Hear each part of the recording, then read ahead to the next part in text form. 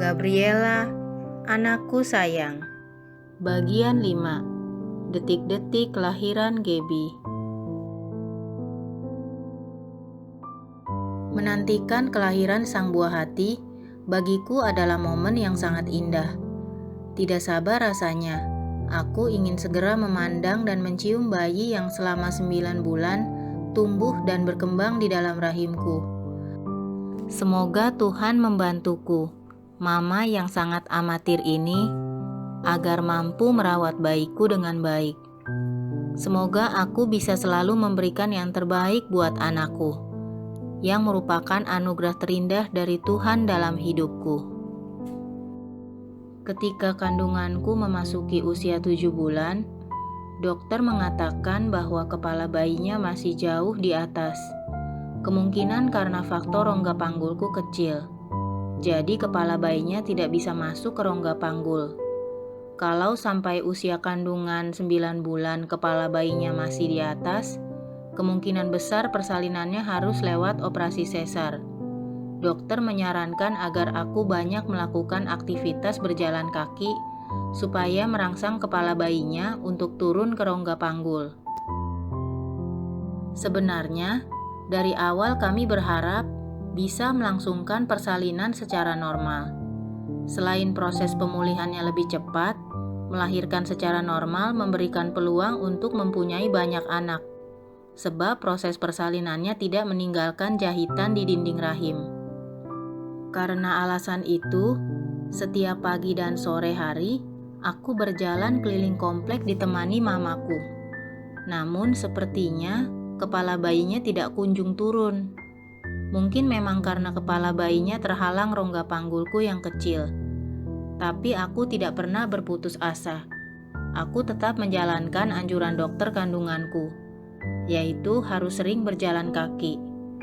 Aku juga mengikuti senam hamil secara rutin yang diadakan oleh rumah sakit tempat di mana aku melakukan kontrol kehamilan. Hingga usia kandunganku 37 minggu, kepala bayiku masih tidak kunjung turun ke rongga panggul. Karena sudah memasuki masa persalinan, dokter menyarankanku untuk berjaga-jaga. Bila terjadi kontraksi, kami harus segera datang ke rumah sakit. Masih dengan visi misiku untuk bisa melahirkan secara normal, aku masih rajin melakukan aktivitas berjalan kaki. Hingga puncaknya, pada Rabu 27 Juni 2007, aku masih penasaran dengan kepala bayiku yang tidak kunjung turun ke rongga panggul. Itu sebabnya, walaupun usia kandunganku sudah memasuki masa persalinan, saat itu aku masih kuat berlari, sebab kepala bayinya masih jauh di atas. Saat itu aku juga masih kuat berjalan jauh. Pagi itu, dengan nekat aku berkata kepada pegawai rumah tanggaku, "Yuk temenin saya jalan kaki ke bank." Setelah izin kepada mamaku, aku pergi berdua dengan pegawai rumah tanggaku itu. Kami berjalan kaki sejauh kira-kira 3 km untuk mencapai bank yang kami tuju. Setelah aku selesai melakukan transaksi di bank tersebut, kami kembali ke rumah juga dengan berjalan kaki sejauh kurang lebih 3 km. Aku sengaja berjalan kaki dengan jarak yang jauh dengan harapan kepala bayiku akan segera turun dan aku bisa melahirkan secara normal. Setelah menempuh jarak total 6 km bolak-balik sambil berjalan kaki, sesampainya di rumah, aku jadi ingin ke kamar kecil. Saat buang air kecil, aku merasakan keanehan. Aku curiga air ketubanku pecah akibat berjalan kejauhan. Aku menelpon suamiku yang saat itu sedang di luar rumah. Mendengar pengaduanku, suamiku segera pulang ke rumah, dan kami bertiga, aku, suamiku, dan mamaku, bergegas menuju rumah sakit. Setibanya di rumah sakit, hari sudah mulai sore.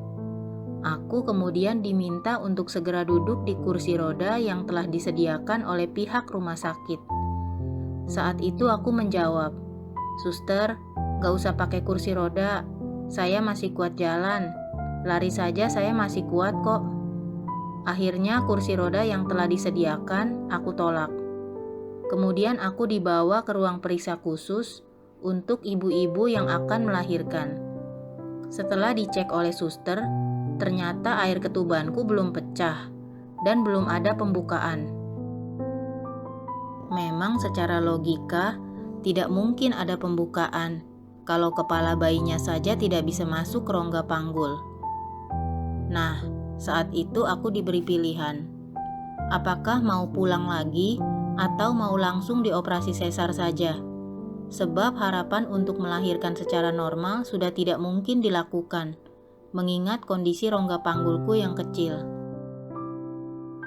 Aku dan suamiku berpikir sejenak. Kami mempertimbangkan usia kandunganku yang saat itu memang sudah waktunya untuk melahirkan. Daripada bolak-balik menunggu kontraksi, akhirnya kami memutuskan untuk langsung dioperasi sesar hari itu juga. Toh aku juga tidak akan bisa melahirkan normal. Lebih baik disesar langsung saja supaya bisa cepat ketemu bayiku, si Gabriel. Sudah tidak sabar lagi aku mau melihat Gabriel kecilku yang sudah pasti imut-imut. Setelah itu, kami menunggu kedatangan dokter kandunganku untuk melakukan operasi sesar. Saat menunggu kedatangan dokter kandunganku itu, keluarga suamiku yaitu mama mertuaku, seorang kakak ipar perempuanku, dan seorang keponakan suamiku datang untuk mendampingi proses operasi sesarku. Sebelum masuk ke ruang operasi, kami berdoa bersama untuk kelancaran operasiku yang dipimpin oleh suamiku.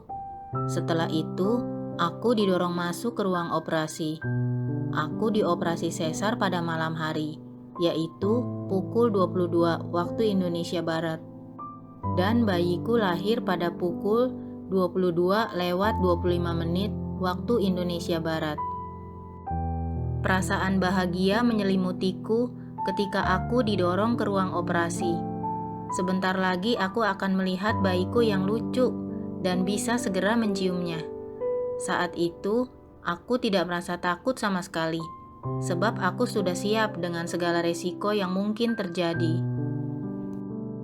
Di dalam ruang operasi, telah menunggu dokter kandunganku, dokter spesialis anak, dokter anestesi, dan beberapa perawat rumah sakit untuk membantu proses operasi sesarku. Pertama-tama, dokter anestesi memberikan bius lokal kepadaku, sampai suntikan obat biusnya menguasai separuh tubuhku, yaitu bagian perut ke bawah. Untuk memastikan obat bius yang disuntikannya bereaksi dengan baik, dokter menyuruhku mengangkat kedua kakiku ke atas. Namun aku tidak sanggup melakukannya, karena sudah terasa kebal dan berat sekali akibat pengaruh obat biusnya. Tidak lama kemudian, terdengar suara berkata kepadaku, "Saya bersihkan dulu ya Bu perutnya." Saat itu saya kurang paham dengan maksud dibersihkan. Mungkin aku pikir perutku sedang dibersihkan dengan dilap menggunakan kain, sebab aku tidak merasakan sakit apa-apa. Aku mulai berdoa Bapa kami di dalam hati. Baru 2 kalimat doaku terucap, terdengarlah suara tangisan bayiku yang nyaring. Dalam hatiku aku berkata, "Wah, cepet juga ya babynya lahir. Amazing banget bisa punya baby. Terima kasih Tuhan sudah kasih saya anak. Tolongin saya Tuhan, supaya bisa menjadi mama yang baik buat anak saya. Saya masih amatiran banget nih."